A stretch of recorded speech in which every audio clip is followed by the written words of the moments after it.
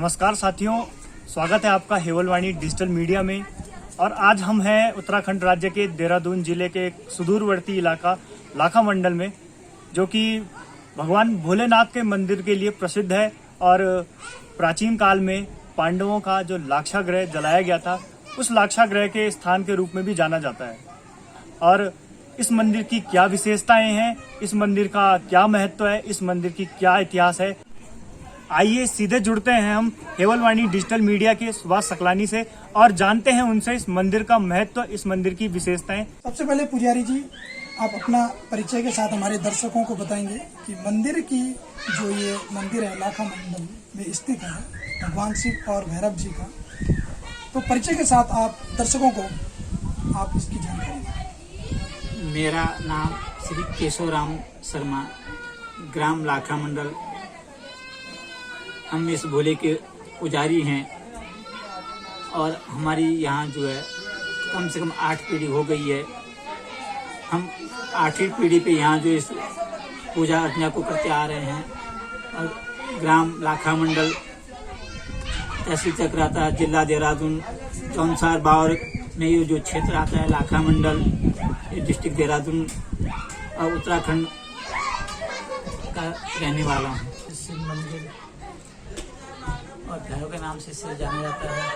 ये लाखा मंडल यहाँ कहते हैं कि जब पांडवों को कौरवों ने लाक्षागृह बनाया था जी, कि लाक्षागृह में जब पांडवों को जला रहे थे जी, तो विदुर जी ने जब सुरंग बनाई तो पांडवों को निकाल दिया वहाँ से जी, और उसके पश्चात उसमें जो ब्राह्मण के 5 पुत्र आए थे वो उसमें रात्रि विश्राम करने लगे। जी, तो जब कौरवों को पता लगा कि पांडव सो रखे हैं तो उन्होंने करीब रात के 1-2 बजे आके हवाले से कर दिया लाक्षागृह को, तो जलकर भस्म हो गया। जी, तो फिर जब पांडव निकले तो उनको जब पता लगा कि हमारे जाने के बाद वहाँ ब्राह्मण के 5 पुत्र जल गए थे, जी, तो उनका श्राप पांडव को अपने पश्चाताप के कारण हुआ है। जी, तो फिर यहाँ जब दोबारा आई, यहाँ उन्होंने फिर शिव स्थापना की। जी, इस लाखा मंडल में भोलेनाथ की स्थापना की। 33 कोटि देवता यहाँ विराजमान किए जी,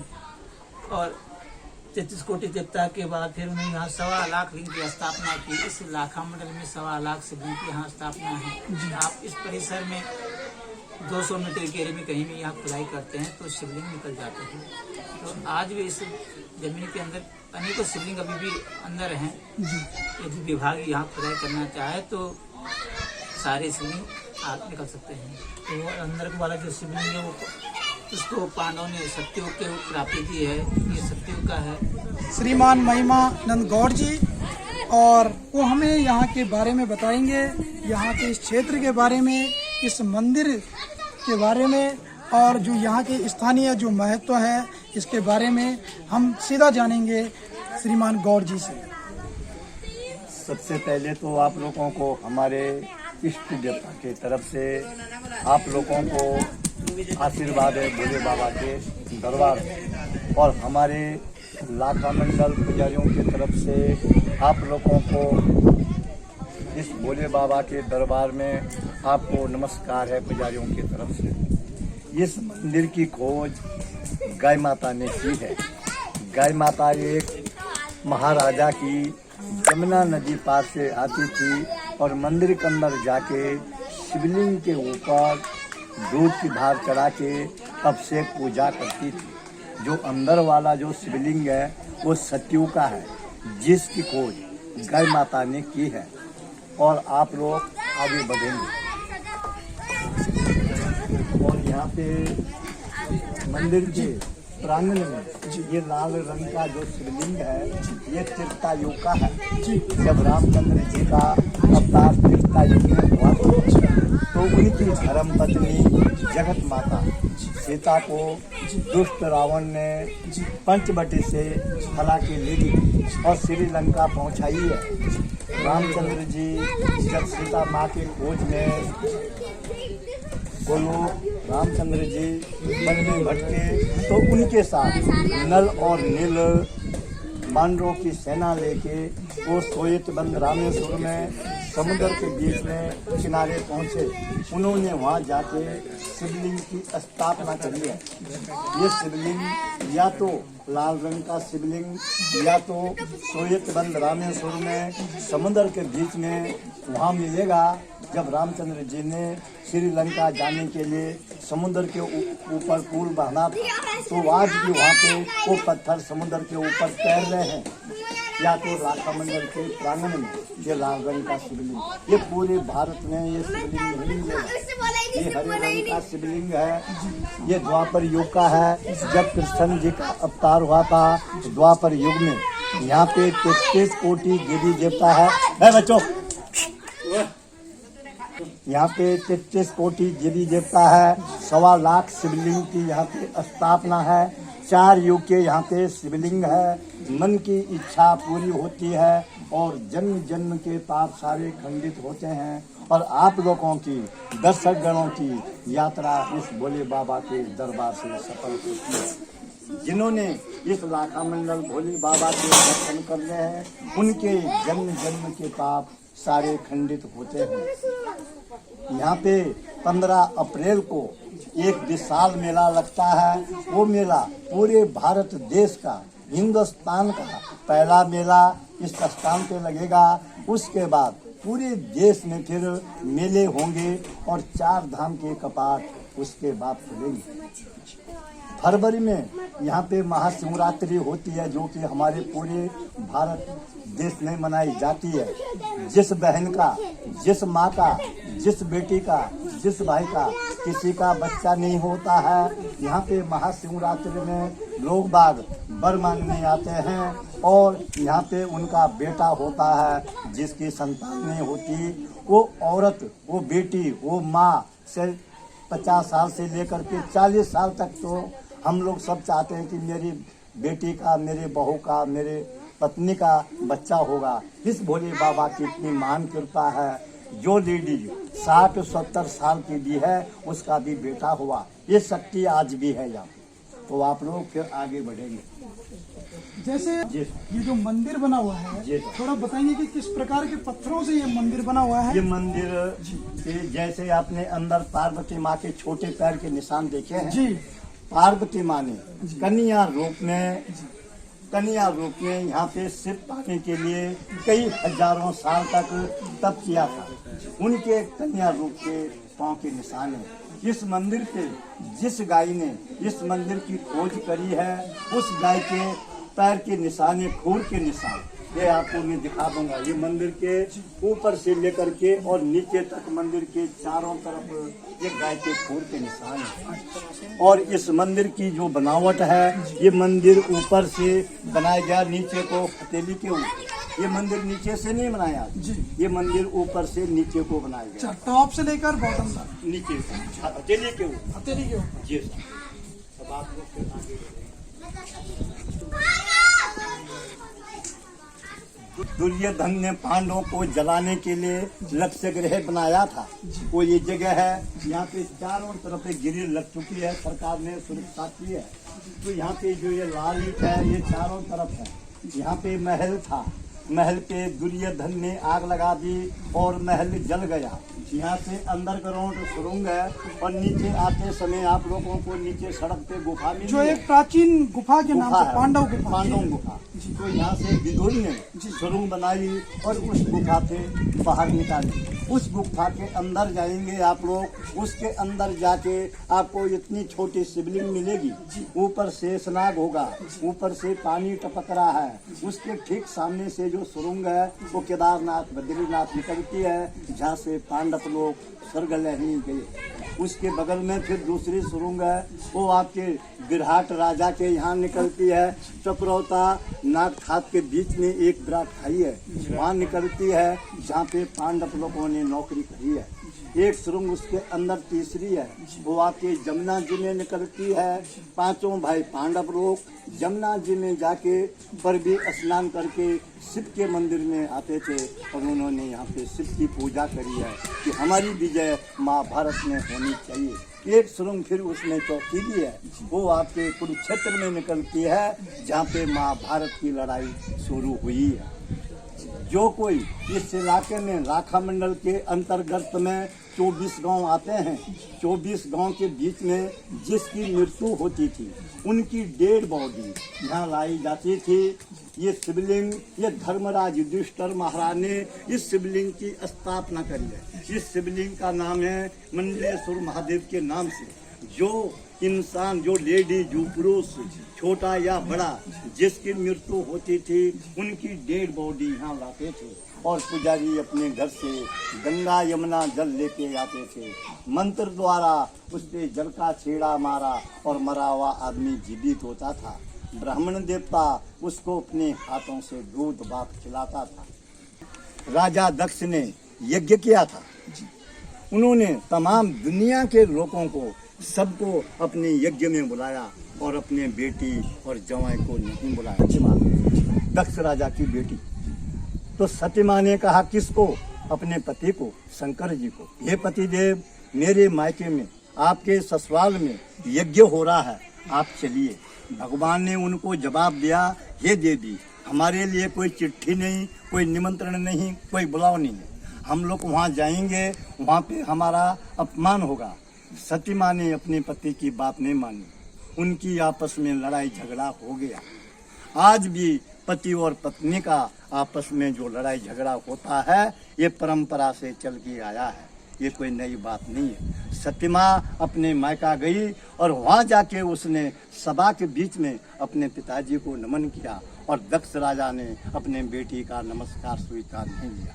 उसको फिर अपने पति की याद आई कि मेरे पति ने सत्य वचन बोला था कि वहाँ जाएंगे तो अपमान होगा।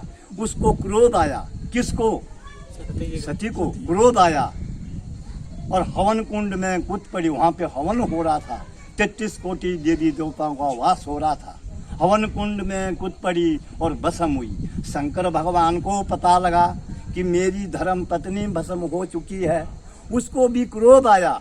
उसने गुस्से में अपने सिर से जटा उखाड़ी, ये जटा है शिव की, जटा उखाड़ी, पृथ्वी पे पटका और वीर और भद्र भगवान पैदा हुआ। ये दोनों सतयुग में इनका वीर और भद्र भगवान, सतयुग में इनका रूप है वीर और भद्र, वीर भद्र सतयुग में, सतयुग। और इन्होंने फिर जब पैदा हुए तो इन्होंने कहा कि हे महाराज, शंकर जी के लिए कहा, हे महाराज, आपने हमें क्यों याद किया? दक्ष राजा ने कहा, शंकर जी ने बोला कि जाओ, मेरे ससुर जी का यज्ञ हो रहा है, उसका वो भंग करो। मेरी धर्म पत्नी वहाँ पे हवन कुंड में कूद के भस्म हो चुकी है। वो दोनों वीर गए, वीर और भद्र, और दक्ष राजा का यज्ञ भंग किया। और शंकर जी ने बोला कि जो भी कोई पक्षी आपको, पशु आपको रास्ते में मिलेगा, उसका सिर काट के मेरे ससुर जी के धड़ पे उसका सिर काट लेना, मेरे ससुर जी का, और उसके धड़ पे उसका सिर लगाना। तो आज उनको जाते जाते रास्ते में बकरा मिला और उन्होंने बकरे का सिर काटा और उसके धड़ पे लगाया गया। वो आज भी शास्त्र में लिखा हुआ है और फोटो भी उसका आप देखेंगे तो बकरे का सिर है दक्ष राजा का। फिर त्रेता युग आया, राम जी का अवतार। त्रेता युग में फिर इनका रूप है जय और विजय। फिर द्वापर आया, कृष्ण जी का अवतार। द्वापर युग में इनका रूप है द्वार और पाल। अब ये कलयुग है, कलयुग में ये भगवान है, ये भगवान है, इसका हीरे मोती का मुकुट है। और ये दानव है, राक्षस, इसके खोपड़ी पे मसान का निशान है। आप इनको देख सकते हैं जी, समझे साहब। और ये शिवलिंग, इसकी जो रेखा है, ये इसकी पूजा क्यों होती है इस साइड से? जितने भी हमारे उत्तराखंड में, भारत में सारे मंदिरों के मुंह जो है वो पूरब को, उत्तर को होगा। इसका मुंह जो है पश्चिम को है, क्योंकि मरा हुआ आदमी यहाँ पे जीवित होता था, इसलिए उनका मुंह पश्चिम को है। यहाँ पे 100-200 मीटर के एरिया में कहीं भी खुदाई करेंगे तो यहाँ पे भगवान प्रकट होते हैं। ये आज भी होते हैं।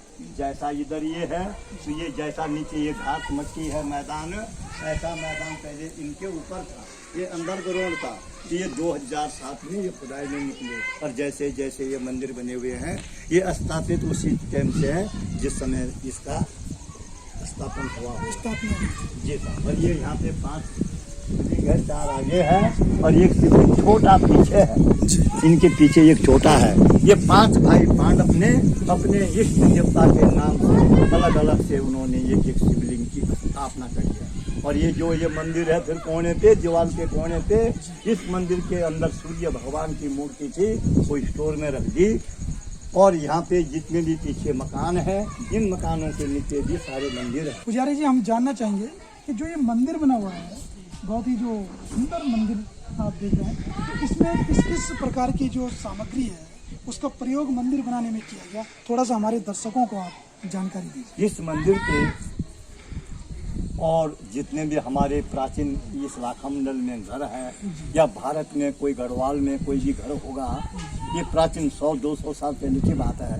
उस समय इस मंदिर की तो बात ही छोड़ दो, ये तो कई लाखों साल पुराना है। जब यहाँ पे सतयुग त्रेता द्वापर के शिवलिंग है, तो ये सदियों से है। तो इसमें जो है उड़द की जो दाल है उसको पीस के, जैसे आज हम लोग सिमट जी और चुनने को खोलते हैं जी और उसको प्रयोग करते हैं मकान बनाने के लिए, जी तो इस मंदिर पे दाल, उड़द की दाल की क्या उसको नाम लिपाई कर रखी है। अच्छा, इन मंदिर के पत्थरों के बीच में ये सामने जो ये बड़ा मंदिर है। बड़ा मंदिर, हाँ जी, इसमें उड़द की दाल की, जैसा आप मसाला बनाते हैं ना लेप, तो इसमें उड़द की दाल की लेप है इस मंदिर पे। हाँ जी। शिवलिंग चिंताहरण महादेव, अद्भुत शिवलिंग चिंताहरण महादेव। इस भगवान के दर्शन करने से सारी चिंता दूर होती है। और ये शिवलिंग है पारदर्श शिवलिंग। इसके अंदर जैसे आप लोग अपने भाइयों से, अपने बहनों से, माता पिता से, अपने परिवारों से, अपने दोस्तों से प्यार करते हैं, वैसा प्यार आप लोगों का ये भगवान के अंदर आपका प्रतिबिंब जो दिखेगा, ये आप लोगों का प्यार अपने अंदर समा लिया है। और ये शिवलिंग अष्टदल शिवलिंग है। आप लोग आगे बढ़िए, देखो आप, ये शिवलिंग अष्टदल है। इसके चारों तरफ 8 कोने हैं। ये देखो आप, ये दिखने की चीज है।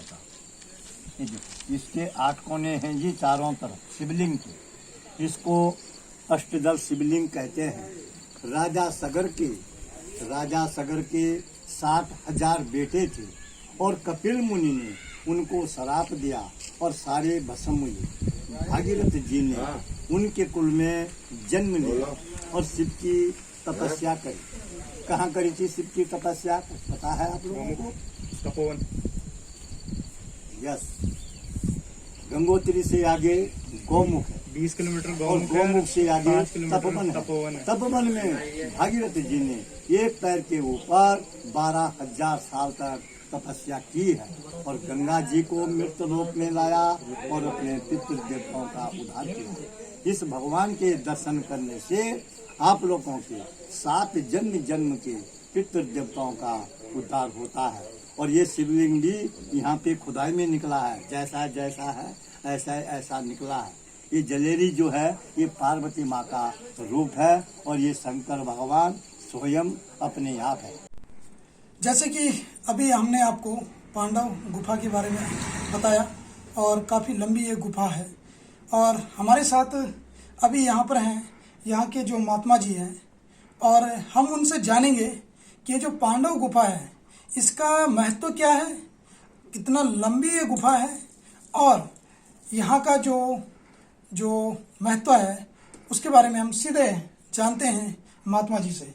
तो महात्मा जी, हम आपसे जानना चाहेंगे कि जो ये पांडव गुफा है इसका महत्व क्या है, कितनी लंबी है और कहाँ कहाँ से लोग यहाँ पर आते हैं? यहाँ पर देखो, जो आने के लिए तो यूँ समझिए कि पूरे भारतवर्ष के ही लोग आते हैं जी, क्योंकि जो लोग 4 धाम करने को आते हैं वो इस धाम में भी अवश्य आते हैं जी, लाखा मंडल में। जी, तो लगभग आने को तो सभी आते हैं, जी, दूर विदेशी भी आते जी, हैं। लेकिन इस गुफा की जहाँ तक बात है, जी, ये गुफा जो है, जो यहाँ के बुजुर्ग लोग हैं, जी, उन बुजुर्ग लोगों के द्वारा जी, सुना गया है कि जी, ये पांडव यहाँ से बाहर निकले थे अच्छा, इस गुफा से। जब उन्हें रक्षागृह में जलाया जा रहा जी, था जी, तो वो यहाँ से बाहर निकले। जी, और ये लोग ये भी बताते हैं कि रक्षागृह यहाँ लाखा मंडल में है। जी, यहाँ है। जी तो यही पौराणिक वो है, बाकी ग्रंथों में और इनमें तो हमने पाया नहीं कहीं उल्लेख इसका। जी मेरे पास केदार खंड भी है, जरा एक झलक इनकी भी दिखाओ। जी तो मेरे पास एक केदार खंड भी है, लेकिन इसमें भी जो है, जबकि केदार खंड में जो है जी उत्तराखंड के प्रत्येक छोटे से छोटे और बड़े से बड़े तीर्थ का उल्लेख है। जी लेकिन लाखा मंडल के विषय में या फिर किसी और दूसरे नाम से हो सकता है, यहाँ का प्राचीन कोई और नाम रहा होगा, जी वो अलग बात है। जी लेकिन कहीं पुराणों में उल्लेख नहीं। ये जो बुजुर्ग लोग हैं, 80-80, 85-85 साल के लोग, जी पूछे मैंने कि जो है इसके बारे में कुछ बताएं। जब यात्री लोग आते हैं तो हम तब उन्हें कुछ बताएं, ऐसा कुछ इसके बारे में। मतलब इसका अभी पूर्ण रूप से किसी उसमें किताब में या कोई इतिहास में इसका कोई उल्लेख नहीं नहीं किया गया है। जी जी। और जो ये आप बताते हैं यहाँ पर जो भी जो हमारे बाहर से जो लोग आते हैं, यात्री आते हैं, तो उनको आप सिर्फ यहाँ की जो महत्व है, जैसे आपने सुना है हाँ जी, हाँ जी, कि यहाँ पर जो पांडव जो थे वो यहाँ से वो निकले यहाँ हैं, से बाहर निकले हैं इस गुफा के जरिए। ये अंदर 4 भाग हो रहे हैं गुफा के। जी जी जी 4 तरफ को, चारों तरफ को दिशाओं में। गुफाएं, चारों दिशाओं को गुफाएं बन रही हैं। जी अब ये गुफाएं, इनका अंत नहीं है कि कहाँ तक है, क्योंकि आगे तक कोई जा नहीं सकता। जी संकरी हो जाती हैं, पतली हो जाती जी, हैं, जी। ऑक्सीजन की कमी हो जाती है, तो न तो बॉडी से ही जा सकता है आदमी, जी। और न ही फिर वहाँ जिंदा रह सकता है। जी जब गए हैं 50-60 मीटर आगे तक जाते हैं बच्चे, जी इस वाली गुफा से भी इस वाली जो बीच जहाँ लिंग है, नागराज हैं, जी आपने देखा होगा सामने से। हाँ जी, जी। नागराज हैं। जी उससे आगे तो कोई जा नहीं सकता, जी वहीं तक जाते हैं। लेकिन 3 ये जो और गुफाएं निकल रही है, इनमें गए हैं बच्चे। जी। ये 50-50, 60-60 मीटर तक आगे तक गए हैं। तो महात्मा जी, ये जो गुफा है इसकी लंबाई लगभग कितनी होगी? लंबाई का किसी को पता नहीं है, क्योंकि कोई उसमें जा तो सका नहीं कोई। जी। न किसी ने अभी तक प्रयास ही किया है कि हम किसी प्रकार ढूंढें। जी एक ऐसी भी कहानी बताते हैं कि इसके ऊपर, इस टीले के ऊपर कुआं है। जी कुआं है तो कुत्ता वहां से उस कुएं में डाला और वो जो है यहाँ से बाहर निकला। जी ऐसा भी कुछ लोग बताते हैं। कुछ लोग बताते हैं। हाँ जी, हाँ। तो जैसे कि अभी महात्मा जी ने बताया कि यहाँ पर जो ये गुफा है इसका कोई अंत नहीं है, ये 4 दिशाओं में ये गुफा बटी हुई है। और जहाँ पर अभी महात्मा जी बैठे हैं, जो स्थान है इनका, यहाँ से 200 मीटर दूरी तक ये गुफा दिखती है, लेकिन उससे आगे ये 4 दिशाओं में बन चुकी है और जिनका कोई अंत नहीं है।